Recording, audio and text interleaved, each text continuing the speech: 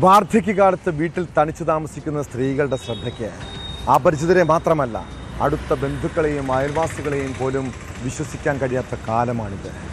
പ്രത്യേകിച്ച് ലഹരിക്കടിമകളായവർ വീട്ടിലെത്തിയാൽ അതീവ ജാഗ്രത വേണം. അങ്ങനെയുള്ളവർക്ക് അമ്മയെയും പെങ്ങളെയും തിരിച്ചറിയാൻ കഴിയില്ല എന്നതാണ് യാഥാർത്ഥ്യം. തിരുവനന്തപുരം വെഞ്ഞാറമൂട്ടിൽ ഒറ്റയ്ക്ക് താമസിച്ചിരുന്ന വയോധികയെ കൊലപ്പെടുത്തിയത് കുടുംബവുമായി അടുപ്പമുള്ള യുവാവാണ്.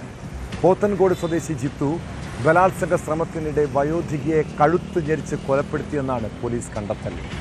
കേസിൽ പ്രതി ജിത്തുവിനെ പോലീസ് അറസ്റ്റ് ചെയ്തു.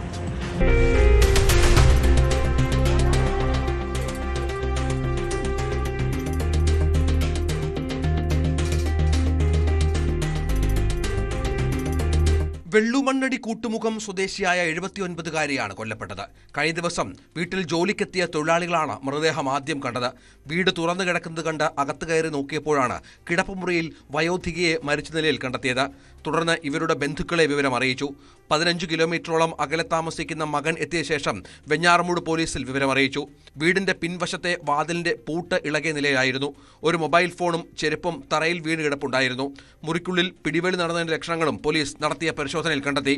മൃതദേഹത്തിന് അടുത്തുനിന്ന് കിട്ടിയ ഫോണിന്റെ ഉടമയെ കേന്ദ്രീകരിച്ച് നടത്തിയ അന്വേഷണമാണ് പ്രതിയെ വലയിലാക്കിയത്. പോത്തൻകോട് ശ്രീനാരായണപുരം സ്വദേശിയാണ് പ്രതിയായ 27-കാരൻ ജിത്തു.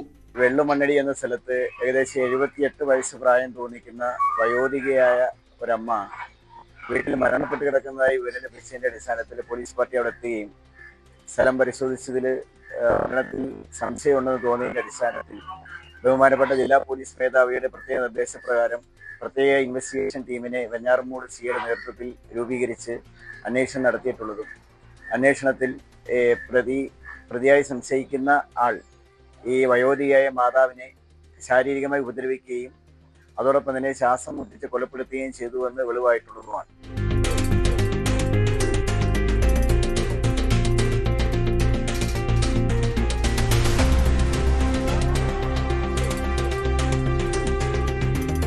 വയോധികയുടെ വീടിന്റെ അടുത്തുള്ള ബന്ധുവീട്ടിൽ സ്ഥിരമായി വന്നിരുന്ന ജിത്തു ഇവരുടെ വീടുമായും അടുത്ത ബന്ധം സ്ഥാപിക്കുകയായിരുന്നു. കഴിഞ്ഞ ദിവസം വയോധികയുടെ വീട്ടിലെത്തിയ ജിത്തു തന്റെ വീട്ടിലെ ചില പ്രശ്നങ്ങൾ ഉണ്ടെന്നും അത് പരിഹരിക്കാൻ ഇവരുടെ മകനെ വിളിക്കണമെന്നും ആവശ്യപ്പെട്ടു. തുടർന്ന് ഇയാൾ തന്നെ മകനെ ഫോണിൽ വിളിച്ചു വെച്ച ശേഷം ഒരുമിച്ച് ജിത്തുവിന്റെ വീട്ടിലെത്തുകയും പ്രശ്നങ്ങൾ സംസാരിച്ച് പരിഹരിക്കുകയും ചെയ്തു.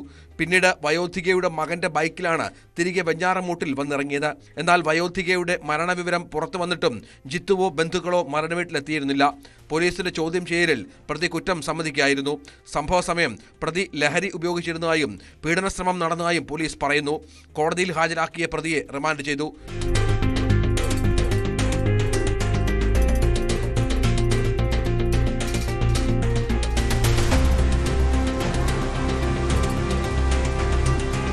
ന്യൂസ് 18 ആറ്റിങ്ങൽ. കൂടുതൽ വാർത്തകൾക്ക് news 18 Keralam YouTube channel subscribe ചെയ്യുക.